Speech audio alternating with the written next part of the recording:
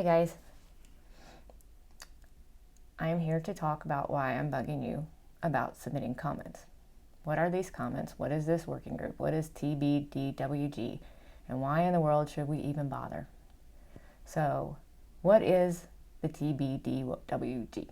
It's the Tick-Borne Disease Working Group.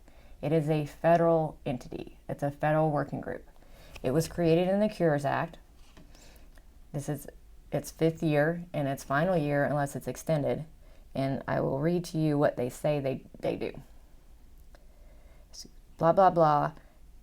Created as part of the 21st Century Cures Act to provide subject matter expertise and to review federal efforts related to all tick-borne diseases to help ensure interagency coordination and minimize overlap and to examine research priorities. Okay, that was a bunch of words. To provide subject matter expertise. Okay, tell us what's actually true and not true about the subject. You guys go get the experts and tell us what they say. Review federal efforts related to tick-borne diseases. Look at what the HHS, CDC, NIH, military, all these people are doing related to tick-borne diseases. Help ensure interagency coordination and minimize overlap. Make sure all these agencies aren't doing the same thing and spending a bunch of money doing the same thing over and over again. Part of their mission also is to examine all the research that's out there, all the information, and summarize what it says. That's one of our problems. So that's what this working group is. So it's a federal working group. The feds created it. Now, when they created this one, they screwed us from the start. So I've been told that other federal working groups, like for other illnesses or other deeds and stuff, they weren't created like this one. So this one was created to have 7 federal members and 7 non-federal members. So when they vote on things, that's 7-7. But the 7 federal members, which already no other working group is like that, I'm told. There's more non-federal members than federal members, which is as it should be, because the federal members have an agenda. And so, okay, lost that train of thought. You know how that goes. So the federal members, they get to choose the non-federal members. So these 7 federal members, they get to choose who the 7 non-federal members are. And you know, some of these guys, this isn't their main thing. This isn't their main job. So who's picking the list? Who's making this list up of, we want these guys to be our non-federal members? It's the CDC and NIH. So they give this list of who they want to be the other guys on the working group to the HHS secretary and assistant secretary. 2 people. And those 2 people decide who the 7 are. So we don't know if they give them a list of 8, they give them a list of 7. These are the 7 we want.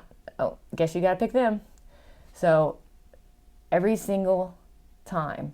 So the working group works for 2 years, writes a report. 2 years, writes a report. 2 years, writes a report. Is it only last 5 years? So it's a little different than that, but because there's been 2 other reports and this is the last one. And that happens at the end of this year. So we don't have much time. And so every single time they've put in what I call an anti-long Lyme troll. So it's one of those guys who's been involved since 1993. The same guys. I don't know how that's possible. How old are these people? The same guys are involved that have always been involved. And then they have some new guys that support their agenda and what they've done and to keep everything covered up from 1993. That's a whole another video, what happened in 1993. So these same guys have been manipulating how Lyme goes, how Lyme medicine works, how it doesn't work for 40 years. And so the federal members get the HHS secretary to put the 7 members on and always include one of the trolls. So the first troll was Wormser, and if you know anything about our history, you know that name. The second one was Shapiro. I think you probably know that name unless you're brand new, which is okay. It's hard to learn anything when you're like trying to stay alive. And the new one is Sud. I can't pronounce this first name, so I'm not going to try. So his last name is Sood, S-O-O-D. And so they are always going to vote with the feds, the CDC and NIH. There's no question. So the vote then is 8-6. And now the HHS people, those two people, they changed, but they put Sood on. But the last two HHS people that put Shapiro on, 38,000 of us. Can you imagine 38,000 of us actually doing something together? 38,000 of us signed petition to have Shapiro not be put on the working group, and they did it anyway. And we didn't have warning on the other two. I mean, I wasn't coherent during the Wormser time. That was when I was at my sickest, but we didn't have any warning about Sood, and we didn't quite know who he was, or I didn't quite know who he was until he was already in place. But they know they're doing this, and they was putting the troll in. They certainly know when 38,000 of us are screaming and yelling saying don't do it, and they did it anyway. So their scheme is to always put in this troll so that the vote is always 8-6 in their favor, at least. So this year they have Sood, and they also have a guy that's an ALDF advisor, something that sounds like an advisor. It seems like a nice guy. They all seem like nice people. Well, not the trolls, but the guys, people on the working group. They seem like it. But even the feds that are on the working group have said multiple times, I am here to represent my agency. I feel bad for you, but I have to represent my agency. That is their job. And so that's kind of how the working group works. So now what are public comments? So public comments, whenever a federal entity does something, probably not whenever, but a lot of these times when they do something, they have to get the public viewpoint. And they get the public viewpoint by requesting comments. And these are called public comments. And you might have seen that we can give oral comments, and you sign up early, and they tell you if you get to go or not. And they only let 9 people, and I don't think none of us are even trying to do it because I've gotten to do it a couple times. And so I'm doing it again. So it'd be awesome to say next on October 4th and 5th when I'm doing my oral comment that hundreds of us sent in these comments, and they better not ignore them this time, and we kicked ass. So I lost my train of thought thinking I just said a bad word. Public comments. So when an agency does something, they request public comments, and they have to send out this notice and say, hey, we're requesting public comments, and tell you when they're due and all that stuff. And so that's what a public comment is. And what you want to put in the public comment is something about the effort. So we know what their mandate is, and a few of us that have been watching what they've been doing know a lot of things are bullshit, and we know what's bullshit in the whole Lyme medicine arena, and that's the stuff we want to point out. So this year, why is this public comment thing such a big deal, and she keeps going on about it? Well, this is the last year. So this is year 5. Unless the working group is extended, the working group ends. And what the report to Congress says is all Congress and the public in the United States, but a lot of other countries base their Lyme medicine on the United States. So all anyone's ever going to be told is what is in that report to Congress. So our comments are part of this report to Congress. And we want to call things out so that someone knows that this has been a bunch of bullshit for 40 years and during this whole working group. So that's what we do. And then also, it's really important to do that this year because how they're analyzing comments is very different. It doesn't seem so much like a bunch of crap. So in the past, we'd write in comments and they would just whitewash them, summarize. Like you'd say, we're calling for an investigation into the corruption of Lyme medicine. They would write down the comment, patients have some trust issues with the federal agencies. Not why. Just whitewash it like that. Just, no more. Just cover it up. And so that's what they've been doing in the past. This time it seems like the person that's over the comments really wants us to send them in and to adequately and truthfully represent what we're saying. And they're using a software, and my brain's toast. And I can't say I listened to it very hard, but my impression of this software and this analysis is like big data software. And so what big data analysis will do is all of this crud's thrown in there. So all these comments are thrown in there. And it searches for themes. And so a bunch of us are saying this one kind of thing. Then if it's worded the same in the different comments and it can pull it out, it'll say, here's a theme that 20 people said this. And we want it to say 1,000 people said this, or 100 people at least. But the other day, I guess the other month, the comment person, the person that's over the comments for the working group, said something like 100 people have ever submitted comments to the working group. I can't believe that. I mean, maybe it wasn't 100, but it was some crazy number that I was just astonished at. Because 5 or 10 of those are mine. Like, I know everyone's sick, but I would think more than 10 or 20 of us know this is going on, but maybe not, because we are all so sick.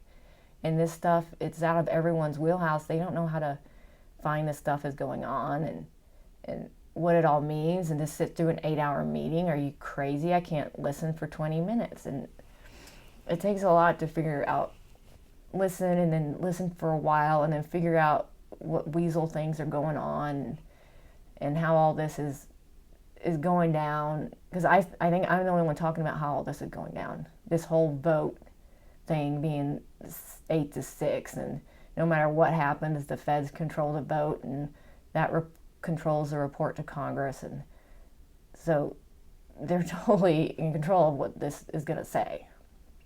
So this whole big data thing is why this is a big deal. That, and it being the last year, and the person doing the comments and the advocates that are on the working group, they want us to send these in, and they want us, the truth, to be represented. At least a good portion of our advocates want that. And I was going to say something else important. Oh, another thing about this year. So you might have noticed things are changing a little bit with Lyme disease. Like, all of a sudden, the CDC admits almost 500,000 cases of Lyme occur every year. New cases. 500,000. It was like 30,000, and now it's 500,000. That's not global warming. That's some fessing up going on. And why are they doing that? Oh, because there's a Lyme vaccine coming out. They're in the trials. And so how do you push a vaccine for an illness that's no big deal? I'm sure they're going to weasel around the way, but that's where they're at this year. It's kind of a weird thing. Like, admit some stuff, but don't admit other stuff. Don't admit that we didn't admit it before. And so they're in this weird spot. So some things are going through that never been going through before. So we're in this special place right now, and we got to hurry. Because, well, I don't do anything till the last minute because I can't get it up to go do it. So we got to get these in pretty quick. You'll see that the deadline for comments was Monday. But what happens is, right before, you can send the comments in all year long, any day of the week, the month, of the year. It's just, if you want that person in charge of comments to get that comment before that working group meeting, then you have to get in by the date. And so, always in the past, like, they're wrapping up the report now. They're supposed to come back together and vote on what actual content is going to be in the report. Always in the past, they still kept bringing comments in. So they could, cut us off, but I don't think they would do that to us. So that's what that whole deadline. But we do need to get them in the next week or two. And so, okay, that's comments. That's what's different about this year. So with that whole big data software, what I've done is I've written some comments that are geared at how would an analysis go if they received this comment. Not just my comment, but 100 of us submitting these comments. So I've made these standalone comments. So this is my giant paragraph that says, this is bad, this is what's being done, this is what needs to be fixed, this is bullshit, this actually exists and you say it doesn't exist, the feds say it doesn't exist, this is what we want the non-federal advocates to do on the working group, don't let them make you do this, we need to do this, that kind of stuff.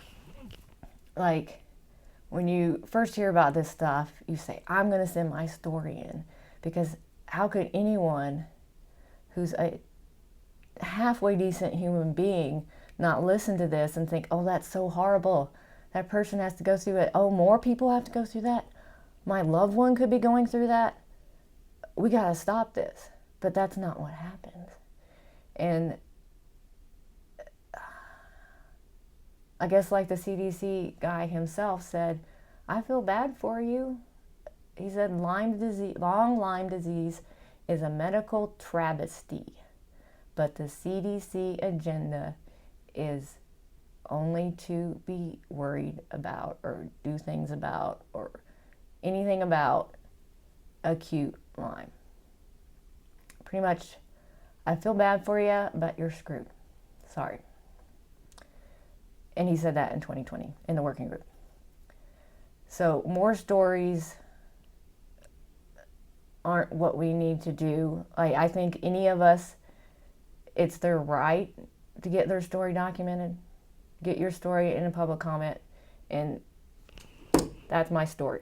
That's what happened to me. It sucked. And it was wrong. And I just want it documented. Everybody has that right. But what I've written up is something geared at that big data stuff so that it'll be very obvious, this is our comment. If you whitewash it, you're an absolute asshole, because it's very clear what this says and what I'm talking about. And then the big data will pull that theme out when it sees, okay, that's definitely a theme, and now that person has that theme, and that person has that theme, and that person has that theme. 100 people have this theme. Here is a giant theme that 100 people sent in. So that's what these are written like. So I've got 3 different sets of these comments. And that is because they only allow us 4 pages. There is so much going on and so much wrong and so much that has gone on that 4 pages isn't enough. So I've got 3 sets of them. And they're not my story. They're not just what's happening to me. They're what's wrong, what we need fixed, what exists that they're saying doesn't exist, all this stuff for all of us. So it's not my document, it's everyone's document. And that's how I wrote them. And so getting them in is the challenging thing, because everybody's so sick and technology passed us by, and it's like, I don't know what they are, but 2, how do I get them? Where are they? Then what do I have to do to send them in and then be according to the rules? So that's the challenge. So I have them on Google Docs today, and I had them in Dropbox, but that's being challenging for people. So Dropbox is just both of them. Google Docs and Dropbox is just this place. So think of it as like a mailbox, or just a box. Forget the word mail. That's going to be confusing. It's just a box, and it's sitting out there on the internet, and you can get to it, but other people can't get to it unless you send them a link to it. And then once they have a link to it, they can get to it. And they can't get in and mess it up, because we could easily get it all messed up by accident. Like, boom, I can do that on my own. But they can pull it out, and then they can send it in. And then the rules with sending them in is 4-page. 4-page max, that's all we can do. So we have to do this 3 different times. And then you think, if you're the person, this very nice person that gets these emails, that they just work there and they're getting the emails, and then all of a sudden they're going to get 3 from each person, or if I'm starting sending them on behalf of people. So let me know if I can send one on for you. I'll put your name in it. I'll get to that in a minute. It'll be your thing, but it'll be from my email address. So they're getting, all these emails, 3 different emails from one person, and they're used to not getting any comments, and all of a sudden they're getting 3 comments. So we have to distinguish the emails, but they make us put a subject line in that doesn't let us distinguish this is a second email. So we do that in the body of the text. So email goes to tick-borne disease at hhs.gov. It has to have a subject line of written public comments - October 4th to 5th meeting, like that. I send the instructions out with it. And then in the body of the text, I say, this is one of 3 documents I'm submitting because you guys have a page limit of 4 pages. And then I go, this is the second one. And then I go, this is the third one. And then if I'm sending it on behalf of someone, I make clearly right at the beginning, I am sending this on behalf of this person's name, or anonymous. You can be anonymous because they're going to publish your name with your comment. And it's not like it's not showing up on MTV or something. I guess that's really old, but show my age. It's not showing up on Entertainment Tonight, I guess. So it's out in the world that that's your comment, but there's a limited number of people that would ever see that comment. And then it has to have your city and state so that I can't go out there and create 100 emails and send the documents in 100 times and it not be real people. So they at least want a city and state, but you can be anonymous. And so that's everything. But I thought I'd go about, so I didn't forget things this time. I thought I'd look at some of these comments with you. So I discussed the whole what's wrong with the federal working group. So one of these comments, okay, that's a good one. One of these comments is, hey, this working group's been manipulated from the start. And you can't tell me that it hasn't, because no other working group works like this, where there's many feds as there are non-federal members, and then the feds pick the non-federal members, and then the feds pick a troll and put them in so that the feds always have the vote.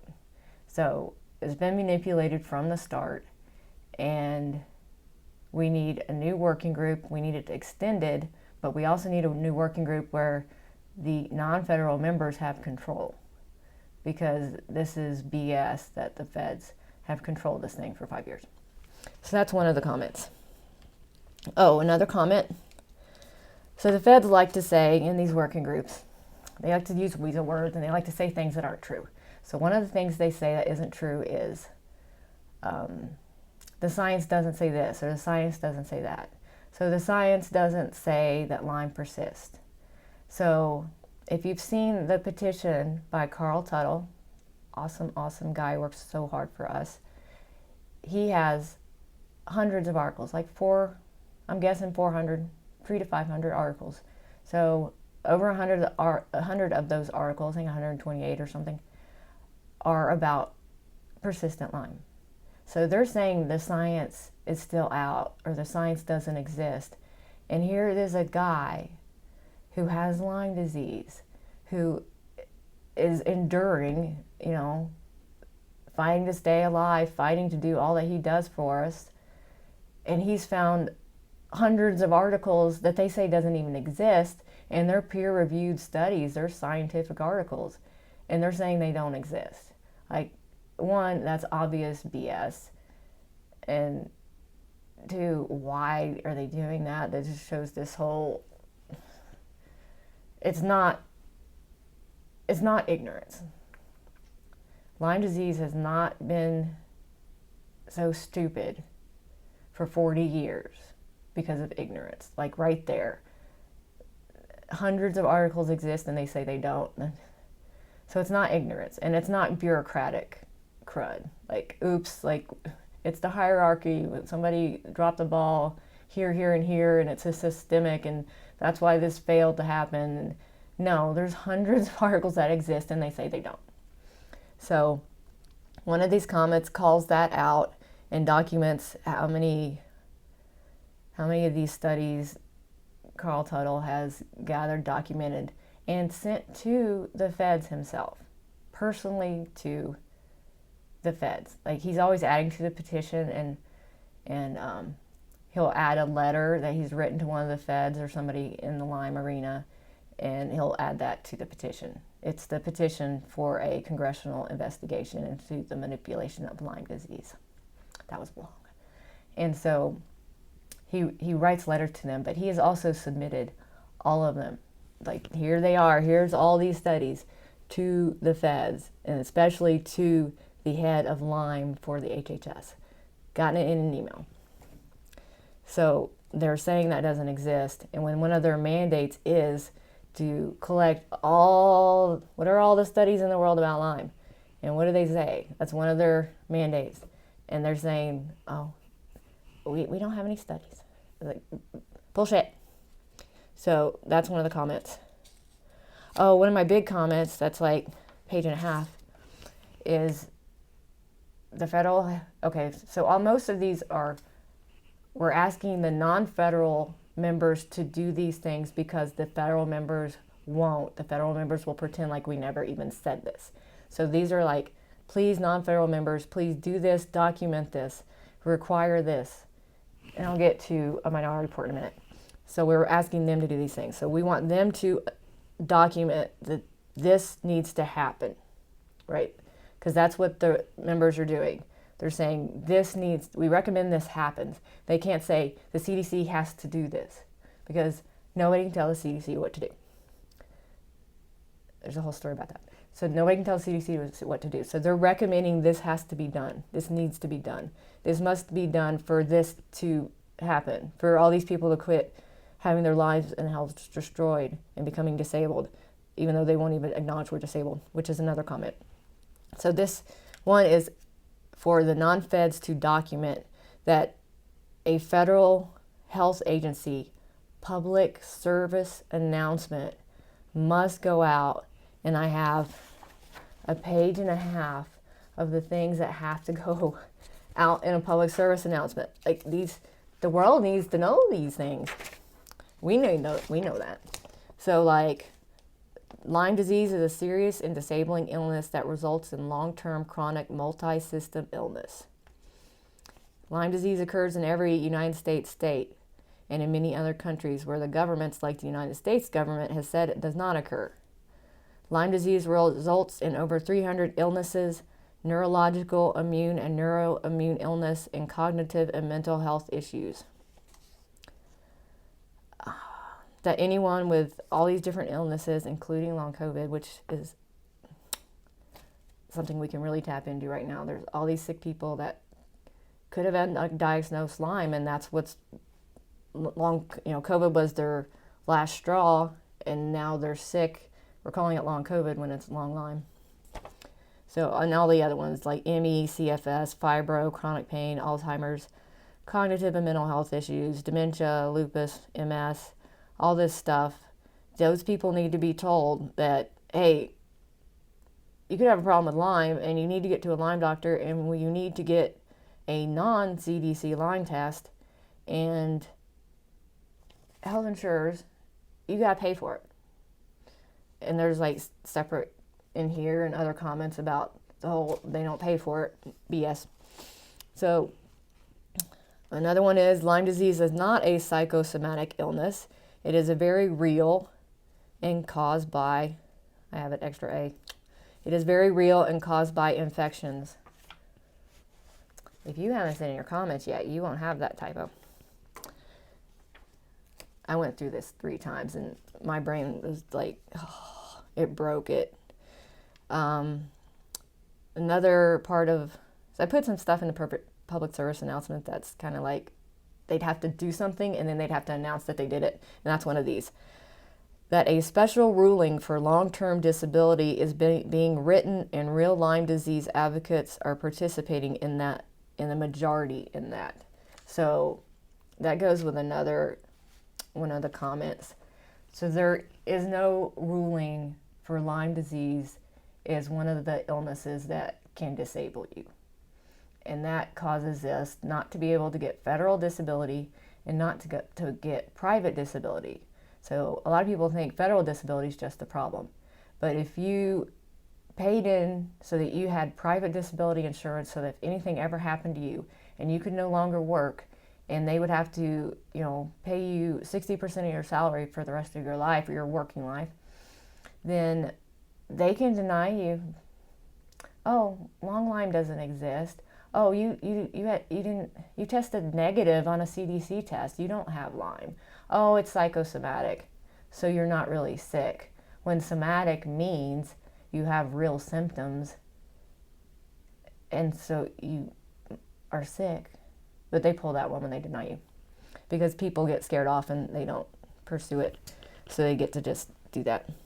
Because if you didn't know, the law ERISA makes it so that private disability insurers, never have to pay more than they would have had to pay if they honored your valid claim.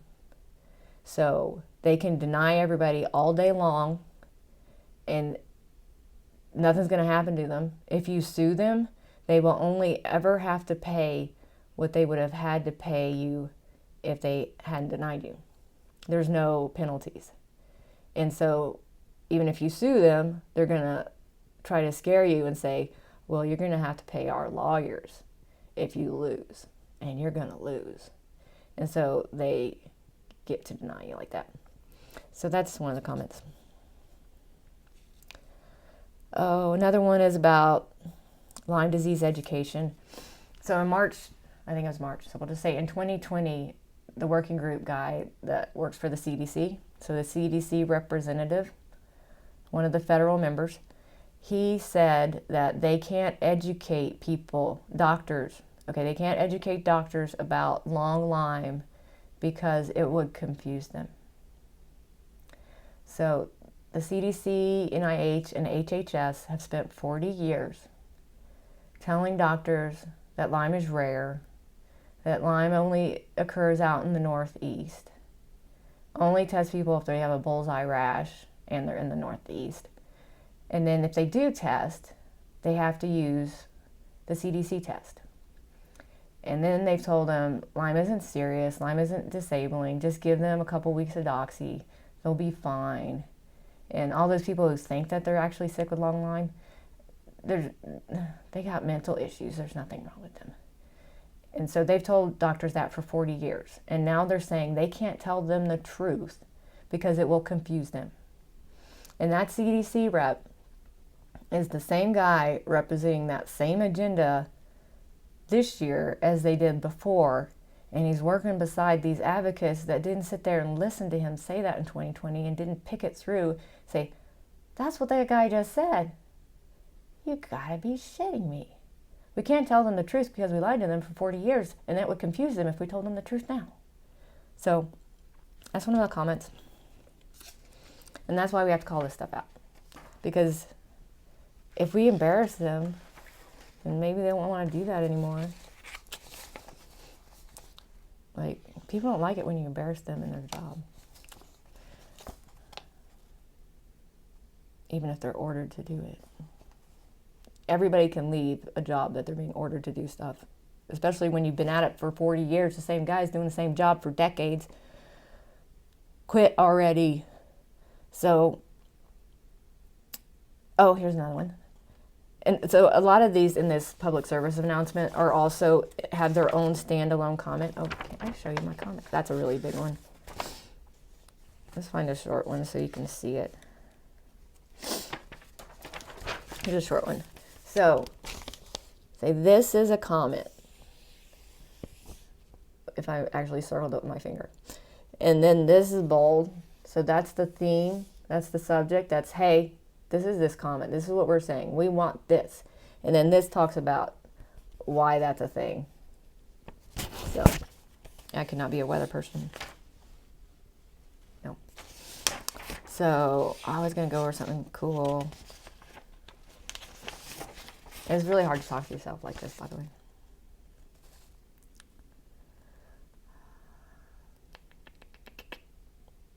Oh, yeah.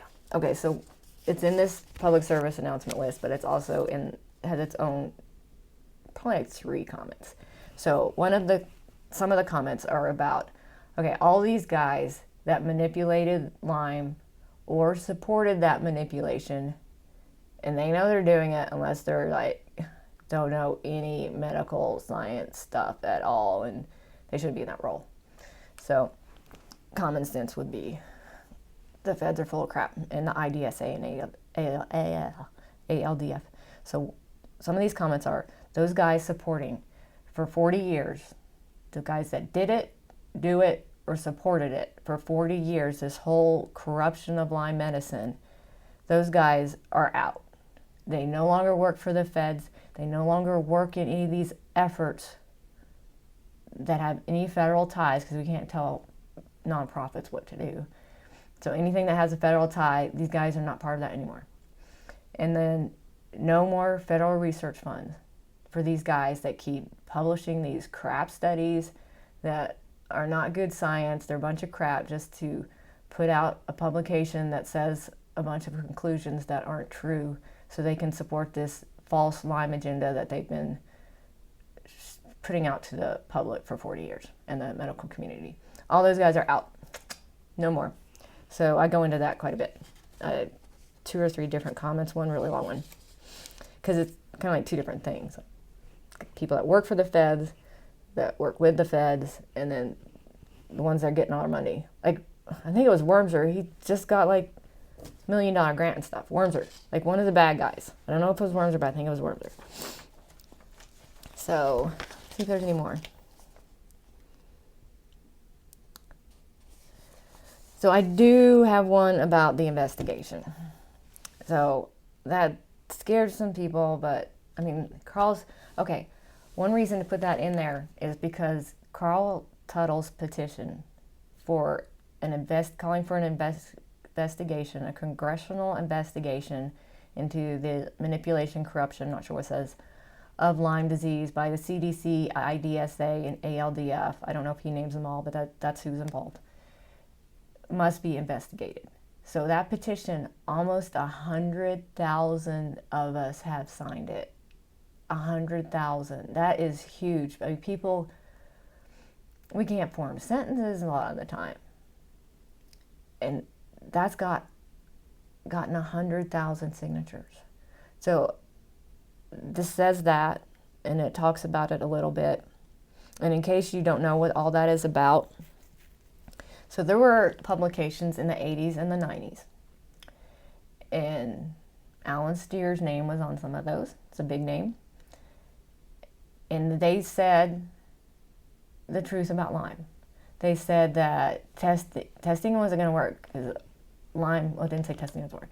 It said that Lyme was 0 negative.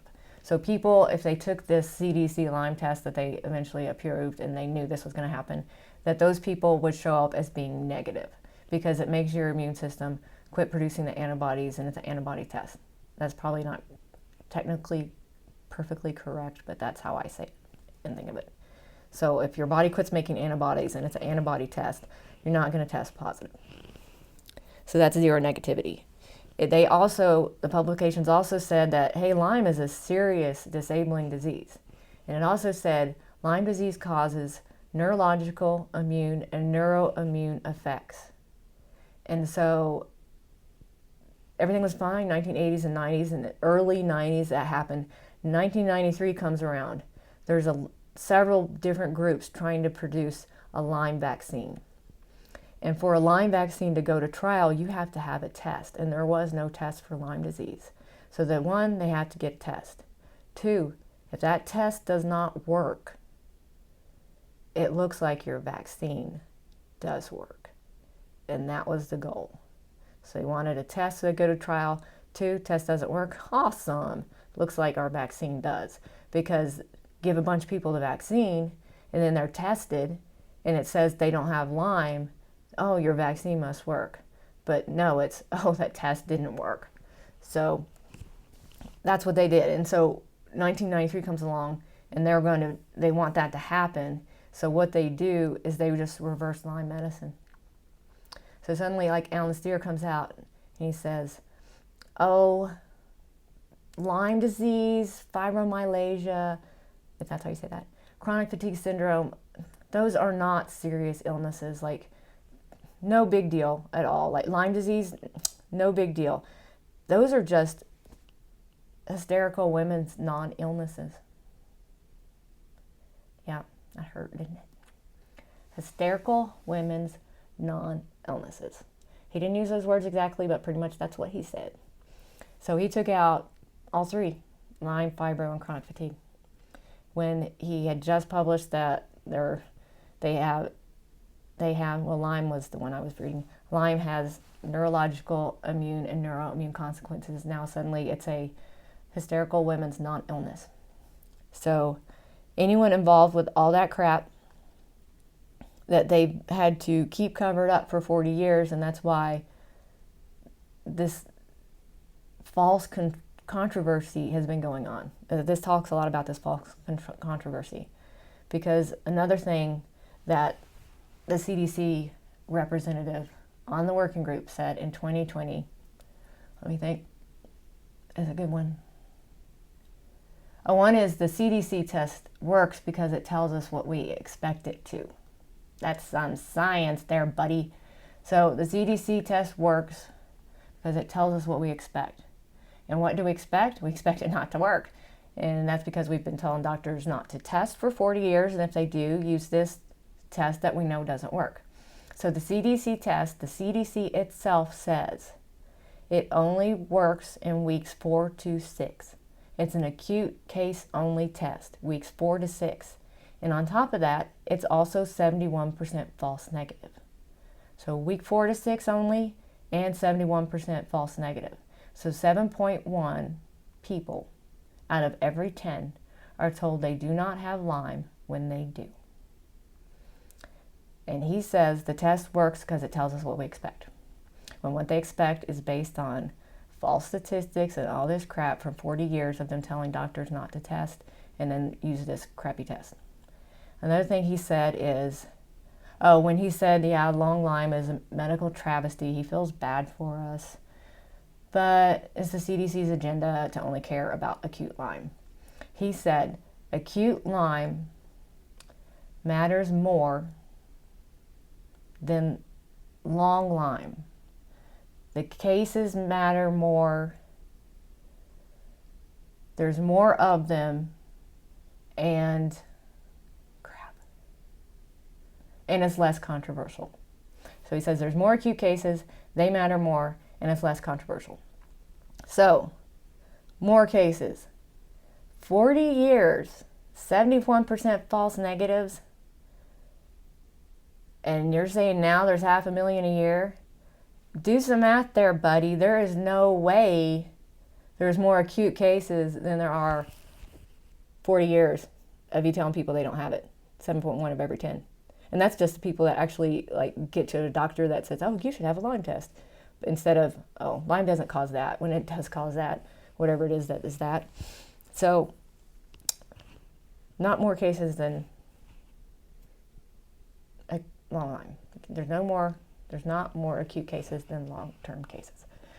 They matter more. So how in the world do they matter more when you can stop it, and that's important. Actually treat it in the beginning, stop them from being one of the long-term cases. But how do they matter more when the federal government, IDSA and LDF, caused millions of people become long-term cases, chronically ill, in pain, excruciating pain, absolutely miserable that no words can convey, lose everything because they have to pay for all this, they can't work anymore, lose their finances, lose their relationships because the government says you're not sick. The doctors say you're not sick. You faker, get up. So they cause all that to happen to millions of people, and they don't matter as much as people that aren't even sick yet and that you could actually help.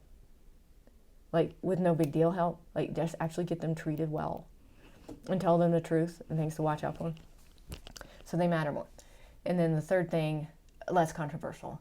When they created the controversy they created it. It didn't exist. It's false. Like all these things, persistent Lyme, we haven't proven persistent Lyme, or Lyme is proven, our experts say Lyme is proven not to persist. Like the NIH said that, this working group.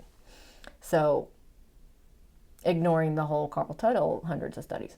So they created the controversy, but they like to say it's controversial. We can't do that as controversial. So that whole false controversy does wonders for them. They can't do that as too controversial. So they can't update the website about long Lyme, or they can't tell doctors because it'll confuse them and it's controversial. All this crap about a controversy they created. They created all this to back up that whole reversing Lyme medicine and making testing fail so the vaccine could go to trial and appear to work. So that's a lot of politics, and that's a lot of get dumped on at one time. But you can just, I hate to say take my word for it because, like, who am I? But, okay, people a lot smarter than me say this is what happened. And I've looked at the stuff, and it sure looks like that's what happened. So, and even if you don't like that, you could take those comments out if you don't like them. But it won't hurt anything to investigate it, right? Won't hurt anything. Well, won't hurt us for them to investigate it. So I think leave them in there. Let's see if there's any more. Those are the big ones, and you got to be getting tired of listening to me. There's the Carl Tuttle documents. Yeah, that's getting rid of the corrupt people. Okay, that's the thing about the corrupt people. So as long as these people are still working in the Lyme arena, things will always be jacked up. So, okay, that was a big subject I want to talk about.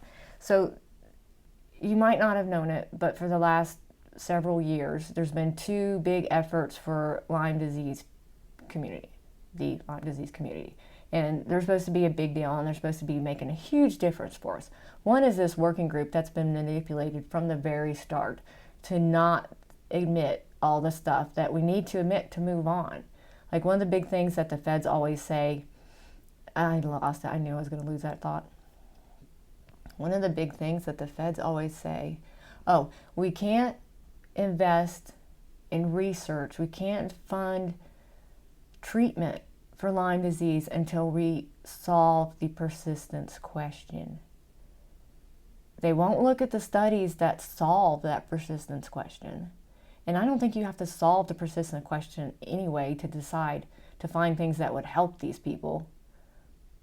I think you can help them without solving that question, but that question's been solved in the 80s and 90s, and they reverse the science and pretend like these studies don't exist, and they won't fund any new ones. They just fund the little, hey buddy, those guys. That's the only guys they fund. They don't fund real stuff. Oh, I'm gonna write that down. There's another subject I gotta talk about. Okay, I got like 3 more. Sorry, guys.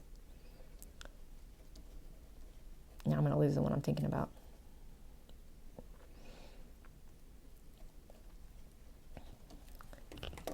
Yeah, I lost what I was gonna say. It's gone. Oh yeah, okay, I found it. That's remarkable. So one of the things they bring up a lot is keeps trying to get out of my brain. Okay, there were 2 big things going on, right? So the working group is one of them, and I put a little interjection in there that made me lose my train of thought. And another thing is Lyme X. So if you've heard of Lyme X, they're involved with some testing thing, right? Well, when I first heard of Lyme X, maybe it was me, and I was too sick, it sounded like a nonprofit. It's like, okay, these rich people gave Lyme like $20 million or something, and they're going to fund research, and it was like, yeah, awesome. But now all of a sudden, HHS is involved. They weaseled their way in. Come to find out, no, HHS was always involved. And then I was tweeting about the Lyme X put out a paper, and it was supposed to be a big deal. This paper finally coming out. And the paper finally came out, and you know what it said?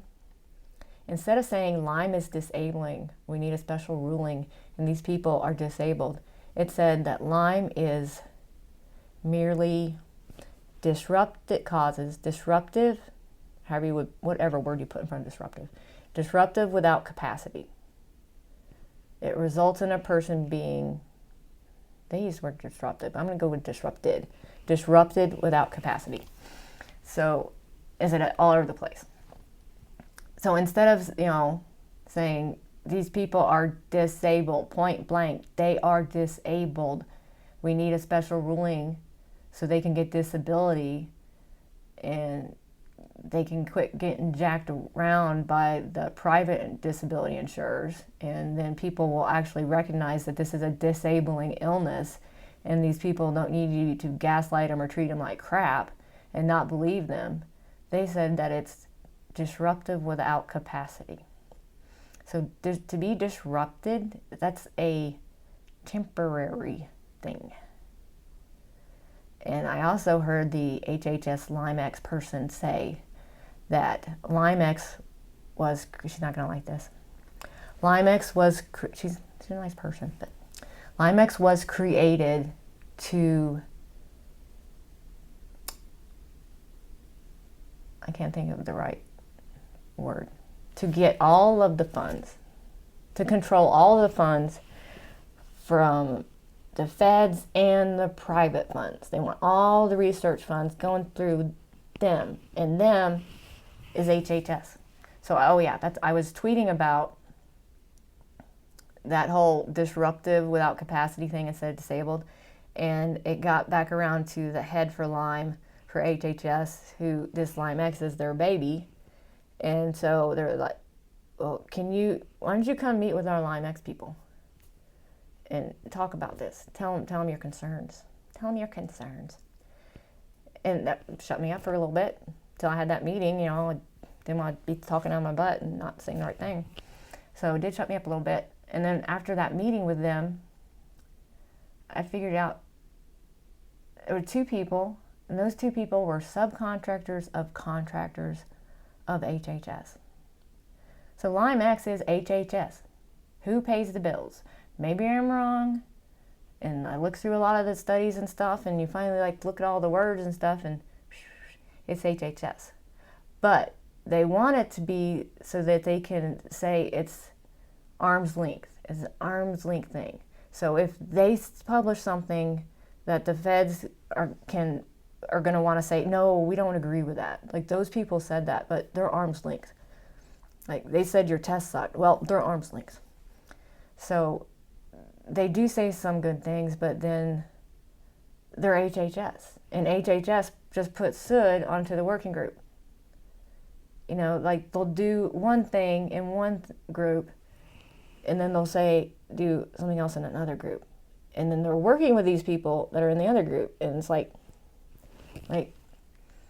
it's all corrupted crap. And there might be some good people trying to do some good stuff, but everything that comes out of there is controlled by the feds, or it's going to be manipulated by the feds, or it's going to be used by the feds. So one thing that's in these comments that really bugs me, that it's duh, is that those two things recommend certain things happen for Lyme medicine and Lyme patients, but they put those things in the hands and the control of the feds. So one of the LymeX recommendations was, okay, we'll do this, create this thing, and we'll be the ones that tell patients what doctors they should go to. We'll know who all the doctors are, and we'll tell the patients which doctors they should go to. And hell no, I don't want HHS involved. No. Corrupt assholes for 40 years controlling everything, and you want them to control these new things that actually might sound good till you just said HHS was going to control it. No. So, or putting them in control of education efforts when they just said they can't educate people because it'll confuse them. We lied to them for 40 years. We can't educate them, it'll confuse them. So that's a big hang up of mine, is these things that are supposed to be good are just putting control back in with the feds. And that's one thing I was going to say was going to make one person not like it. So their reason for saying, or their explanation of this whole statement about LymeX was created to control the private and federal research dollars. They didn't mean control, they meant harness. To harness something is to control it. Put a harness on a dog. Why do you do that? To control it. I'm impaired, but I'm not that impaired. And they said that the reason that they use disrupted without capacity is because they didn't want to use labels. They didn't want to use the disabled label. Okay, I know certain people feel very strongly about saying they're disabled, but you don't have to go like with t-shirt, I'm disabled, but you need to be able to document you're disabled to a federal agency that can give you disability before you can get disability. And so they avoided using the label to be politically correct or something. I'm not going to go there. I don't want to hurt anybody's feelings. But that's what they were saying that they were doing, is to avoid labels. And in doing so, they screwed millions out of being able to get disability. They didn't go fix the disability process, so you didn't have to have a label. But that's how it works right now, is you have to have the label to get it. So that was a whole story. So, okay, 2 more subjects. Another thing, one of the topics of these is all these tests. So all these studies. So the problem with studies, and it will continue to be a problem, is that all these studies require CDC positives for the participants. So they have never studied people with long Lyme unless they happen to still test positive. I know there's a few out there, but so if you have to have a CDC positive to get into a study, and all the participants have to have the CDC positive for that study, a study has never studied the people that actually got so sick that they no longer test positive, which is us, most of us. We still love you if you test positive. So I don't think anybody's going to listen to this part in here. Send me a smiley face if you do. So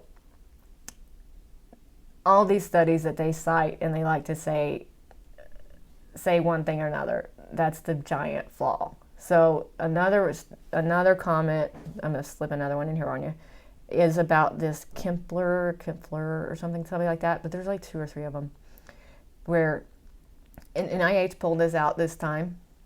Oh, I didn't tell you about the subcommittee.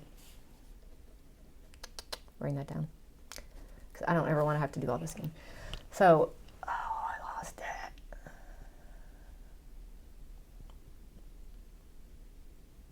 Oh, the bad studies. So the NIH likes to cite these, even though in 2020, really awesome advocates, smarter than all these other guys, said, okay, those studies were crap. I told those guys those studies were going to be crap before they did them, and they did them anyway. And anyone who is this much of a scientist knows their studies are crap. So they did the studies anyway. And those are the studies that they cite to say long-term antibiotics don't help long Lyme patients. Okay, their study was 1 antibiotic. One at a time, or 1 the whole time. And that whole time was like 2 months. Maybe it was like a little longer, but I think it was 2 months. And so 1 antibiotic for 2 months. And that's how they're saying long-term antibiotics don't help Lyme patients. Now they're sticking on it even hurts them. Because everyone knows long-term antibiotics hurt people. So that's not part of the study that it hurts them. They just tag that on now. And so, because it was only 2 months, it's not going to hurt you that bad. Like, get some probiotics, dude. So that's the new thing. That's the new thing to be saying. And then they all were like 1 antibiotic for a couple of months. And they're saying that they proved that antibiotics don't work.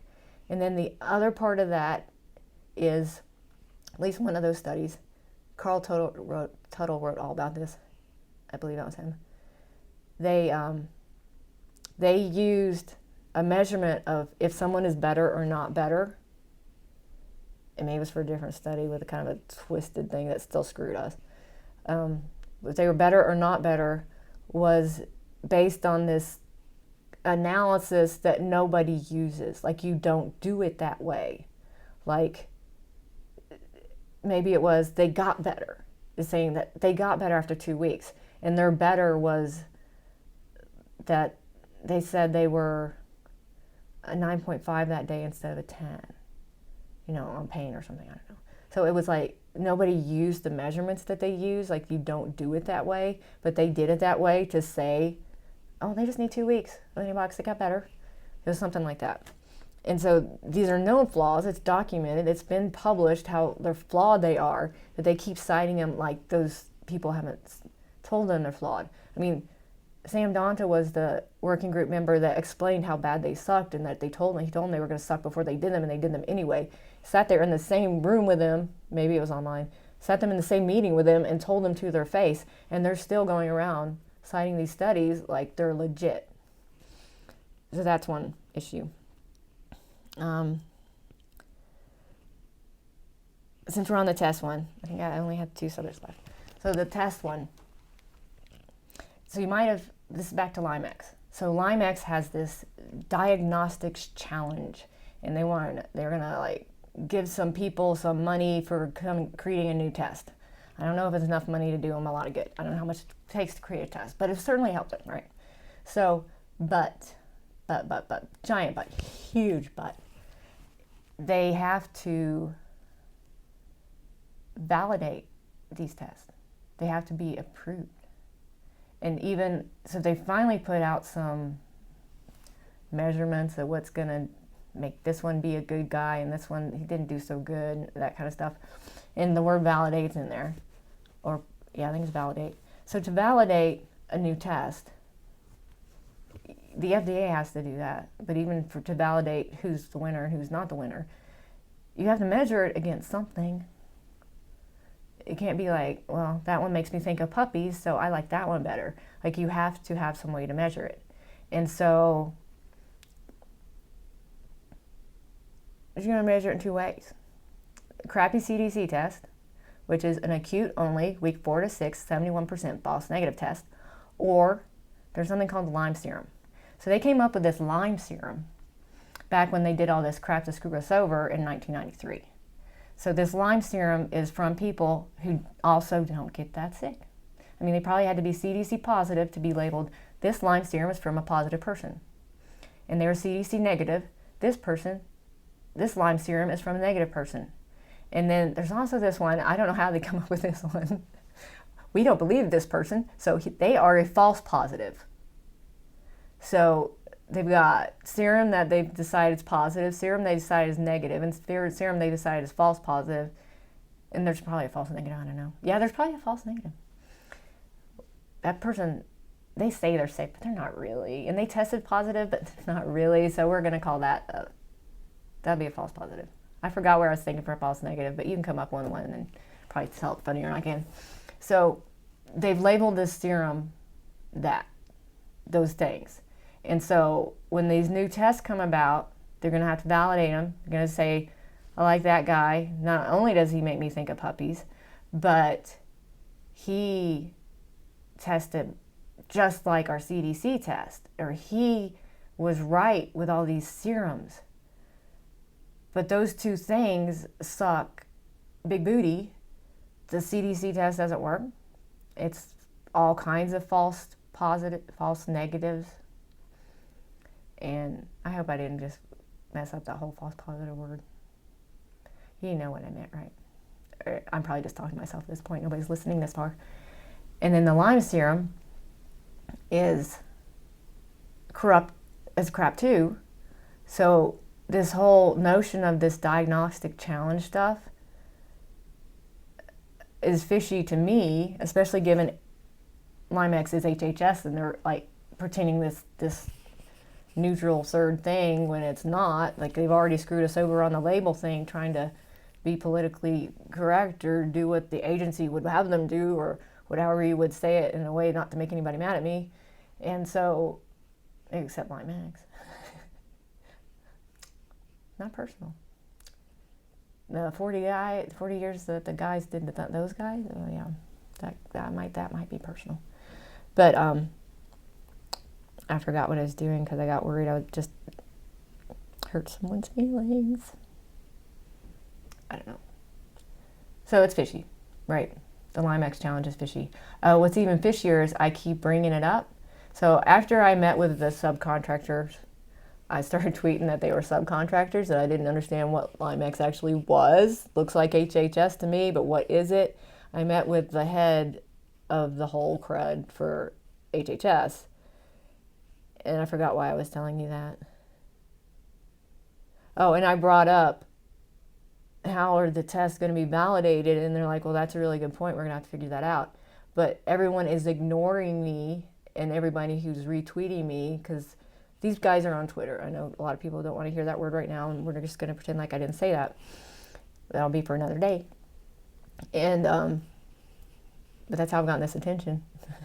And so they acknowledge that's a thing, but for a year and a half, they've ignored that thing is actually a thing, and they're just talking about the diagnostic challenge and trying to get all these people to submit their new test that they're just going to screw over and say it doesn't work when it does work, because if it works, it will have too many false positives.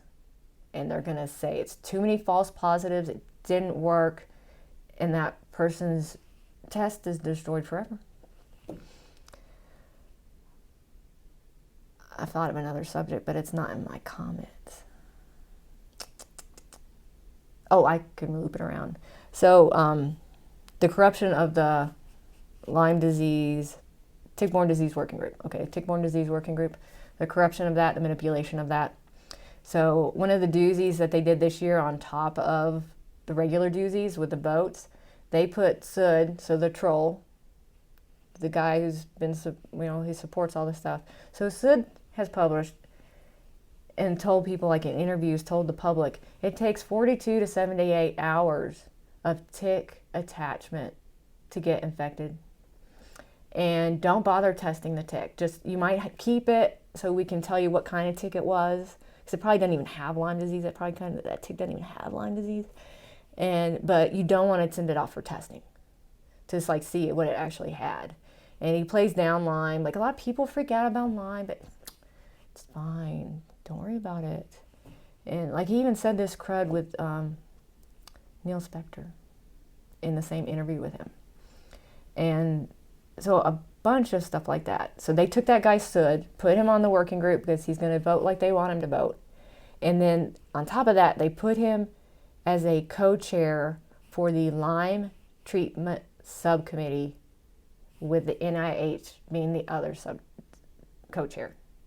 So the NIH and this troll are the co-chairs for the Lyme treatment subcommittee. Are you kidding me? That's like the worst thing that could happen. It could have been the CDC guy instead of the NIH. But it's like the NIH is taking the lead this year. Like last working group, the CDC guy came in, he'd get all the recommendations changed to where the CDC were comfortable with them. So they're all nice for the CDC. They didn't actually tell the truth. And then he steps back, and then the co-chair, so he was a non-federal member, which was he was a troll in my opinion. His title involves something that sounds like bioweapons, but I don't remember what that word was. Like Texas University and some word like bioweapons in his title. The subtitle is that. That guy was the co-chair, and then Shapiro came in, swooped in, and then they attacked all the chapter content. So they dissected the chapter content and got all the chapter content removed.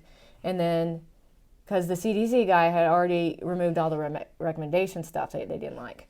So that's how they tag teamed. So this year, or this working group, it's a 2-year thing, CDC guy seems to have stepped back, and it's the NIH guy. He's working with Sud, and he's going to be doing the bad stuff. So, and he said some bullcrap already. And I don't know where I was going with that. That's how that works. Oh, so that's one of the worst things. So he's over the Lyme treatment subcommittee, one of the worst things.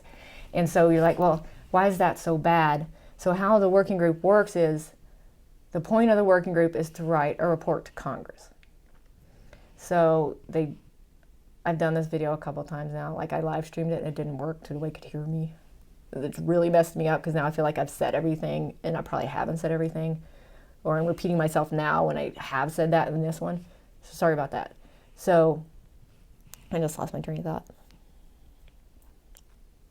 Okay, so there's a whole working group, 14 people. Then they have subcommittees.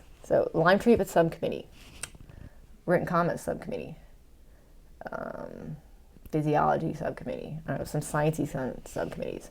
Oh, alpha-gal subcommittee. So there's other tick-borne infections. They can have their subcommittees too.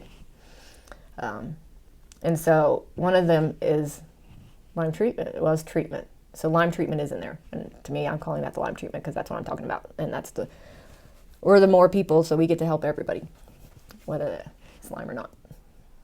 Because we have all those other things too. So they break into the subcommittees, and then that subcommittee goes, I did talk about this today. They go and they write the recommendations. And then they come back, they whittle away at the recommendations till everybody's happy with them. And then, oh, I gotta talk about that. Minority Report. And then they go back to their subcommittees, and then they write this, their chapter, or their subcommittee report. And then they go in and they talk about that some. And then what ends up happening is the chapter in the final report to Congress about that one thing, the subcommittee thing, comes out of the subcommittee report. So there's not extra things. They started talking about this and I got excited, but then the NIH guy kind of pulled them back. Like, you can't add stuff, it just has to be in our chapter. So I'm not sure how that's going to work out, but usually you don't add, only what's in the subcommittee report can go ever into the chapters. So the non-federal advocates out there, they can't start adding stuff in because it's true and it deals with that subcommittee. It has to come out of the subcommittee chapter or report. So that's why it's so bad. Oh, and on top of that, so the NIH and SUD guy, all the other subcommittees, they invited experts on their topic to come and talk to them. The NIH and SUD guy, they invited experts to be their subcommittee. So the other subcommittees, they had their experts as subcommittee members, but then they asked other people to come and talk to them. So SUD and NIH, they were much more tight-knit. They invited all these experts, and that was their experts. And those experts were like Paul Mead and some other guys, I don't remember their names, but they're part of the 40 Years of Crap people. So Paul Mead, he is a chief at the CDC. He's still a chief at the CDC, despite what someone at HHS tried to tell me that he wasn't. He is. Found the website right then and there. He wouldn't be involved in this. Well, his name was on this 2007 email from the ALDF, so that's American Lyme Disease Foundation. So the American Lyme Disease Foundation was part of this 1993 crap, the testing change. ALDF did not exist until right before this vaccine stuff went down. And the word is, don't know if I can prove it, the word is that the vaccine makers started ALDF. And if you go look at what they say about long Lyme, it sure does look like it's a bunch of crap. So, so this 2007 email from the ALDF, it says, okay, it's to all these people. To these people, like Shapiro and all the names that you would know after you've looked at all this stuff for a while. The 40-year people, the 1993 people, they're on this. And so is Paul Mead of the CDC, and I believe her name is Barbara Johnson. She's kind of like this Lyme test person. Like, that Lyme test is bad. We can't let that one in. And she actually, I think her name might be as a patent holder of the CDC Lyme test. CDC Lyme test, the patent holders are CDC employees, or work. And so, I lost my train of thought. Oh, the email. So the email that has Paul Mead's name on it says, okay guys, since the science is not on our side, we are anti-long Lyme.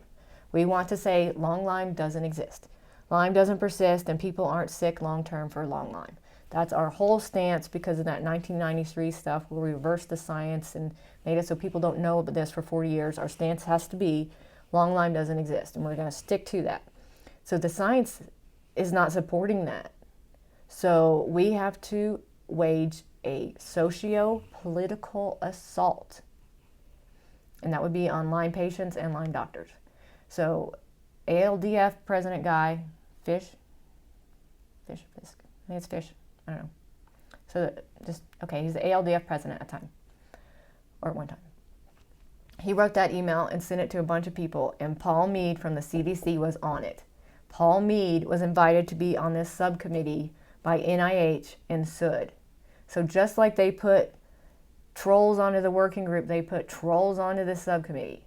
And we're not supposed to know that. We're not supposed to be able to say anything about it because they know they've got us silenced because we can't do anything because we're too sick. So that's why we wrote this. That's why a bunch of us have to send it in, because no, we are not too sick. We can do this, and I will keep trying until we figure out a way to get this done and get other things done. And just keep disclosing, because, okay, right now, people are very fed up with federal health agencies. They have figured out federal health agencies work on behalf of big pharma. So why is all this Lyme stuff still manipulated 40 years later? Well, if all these people aren't diagnosed for Lyme disease and it causes 300 other illnesses and mental illness and all this stuff, big pharma is making a buttload off of us. So all these illnesses are caused by Lyme and nobody knows that. Then big pharma keeps making all this money because the cause of all this illness is never treated. So big pharma making a ton of money. And so people are figuring that out about big pharma. They don't know about Lyme specifically, but they're figuring that out about big pharma, and they're figuring out all these people with long COVID, okay, they are sick. This isn't in their head. There's too many of them, and too many people personally know someone who wouldn't be faking it. And they're getting gaslighted. What is all this? And, just the whole 2 years have people suspecting, what is up with all this crap? This does not smell right. So people are out there looking for the truth. And we're going to bring it to them. And this is one of our projects. And this one really, really, really matters. If we could get a new working group that doesn't have 7 federal members choosing 7 non-federal members, and we can actually get truth published, that would be awesome. If we could end this whole thing where the federal agencies are getting recommendations to control all this stuff. It's recommended that the feds keep controlling this stuff, and the feds start doing these good things now. Those good things are not going to be good anymore. Duh. So, please, please, please, please, send these in. And if you can't, say, can you please send me these? Can you please send these in for me? Or you can say, can you please send me, because I can't do your Dropbox or Google stuff, and it's just not working, but I have email, and I have something that would open these documents, and I want to read them, but I'm confused. So can you send them to me? And I'll send them to you. But also you can say, okay, this is my name, this is my city and state, please send them in for me. And this is my email address, so you can CC me, so they know I'm a real person, and I will send them in for you. And I will be so happy to do that. They're starting to come in, so that I'm sending them in for people. And I ask HHS, the person who is the poor person who's going to get all these, if that was a thing we could do, send them on behalf of people, because that's a new comment I'm going to be writing, is people are too sick to do this process. They're supposed to let us get public comments in, but they've not made it so this is possible for a bunch of people that are very, very sick and cannot follow steps. Grabbing the email address, grabbing the subject, all this stuff. It's when you can't process, you can't do steps. So that's another comment. So I will send them in. I will be ecstatic to do that. And if we could get that analysis to spit out 100 people said this, this, this, this, and this, that will be huge, especially when they've only gotten 100 comments ever. So we need a new working group, and we need to call them out on this BS. 40 years is 40 years too many. And our friends are not doing so well, and they need us to do this for them. And if you're someone who's not doing well and I can do this for you, and you can just let me know to do it for you, I would be happy, happy, happy, happy, happy to do that for you. So, oh, did I say this? See, I don't remember if I said this now. To do this, if you ever need to do this, is that backwards? Yeah, so you have to do it backwards or people can't read them. So just a tip. I'm going to put that, I think, as the little thumbnail. Is that what it's called? So I'm figuring all this stuff out. But we will get it all figured out. And then we'll kick some booty. Thank you for listening to all this, if anyone did. And I'm going to log off now. Love you guys. Thank you. The manipulation of Lyme medicine must be brought to an end. Lyme medicine will never be allowed to progress. Honest research will never be funded. True statistics and real and effective treatments won't be obtained, and lives will keep being destroyed. The public and medical community will never be told the truth about Lyme, causing Lyme patients to be treated horridly by doctors and to not be believed by friends and family and the public, until the corruption and manipulation stop. The tactics the federal and big pharma collusion use must be known by patients and then the public. Using their tactics, they keep us silenced with false hope, waiting and hoping things will change, while the controlled efforts like the working group and LymeX keep working with and funding the same corrupt guys and using the false statistics those guys came up with as they tell Congress and the public they recommend new Lyme efforts be placed in the control of the very agencies and individuals that have corrupted Lyme medicine for 40 years. The non-federal working group members must not fall for the federal tactic. To get things done, we have to build bridges. When doing so will result in Lyme truth not being disclosed, and in their false Lyme statistics and information being perpetuated, and the driving forces that forever push out the day Lyme medicine is finally allowed to progress. The non-federal working group members must disclose truth and call out the lies, misinformation, and corruption. They must vote for complete and full truth and against weasel wording or outright lies that give credence to a false controversy or the science of long Lyme still being disputed, so research can't be funded and treatments found. The non-federal working group members must vote against the majority. They must write minority reports so that the truth, the full truth, about Lyme disease and Lyme medicine's corruption is known. And once that corruption is known, it will no longer be able to keep Lyme medicine from evolving for another 40 years. That is why we must submit these comments together as a group that has power.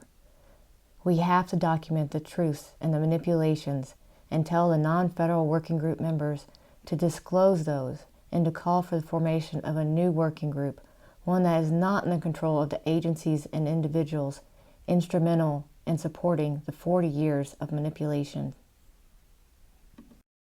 The 3 sets of comments we now have document and spell out everything we need for them to. They are written as standalone statements with apparent themes that can't be ignored. And if those themes are whitewashed to keep truth from coming out, that will be very obvious, and we will expose they're doing that. These themes will work with the software that they're going to use to analyze these. The themes will stand out even if a person's not using this software. These comments are written as we need them to be, to do what we need done. Expose the truth and demand change. To submit the 3 sets of comments, it looks like a lot, but it's not. It's just our brains convincing us it's a lot. So 1, grab the 3 files from either Dropbox or Google Docs, or you just ask me to send them to you. I can email them to you. You change the name and city and state to your name or anonymous and to your city and state. Or you ask me to change them and send you the documents with your information in it. I'm happy to do that. 3, save each file. The file names need to be obviously different If you just hit save, it'll save the names as they are, August, September, October. Send in 1 document per email. So number 4 is sending in the email.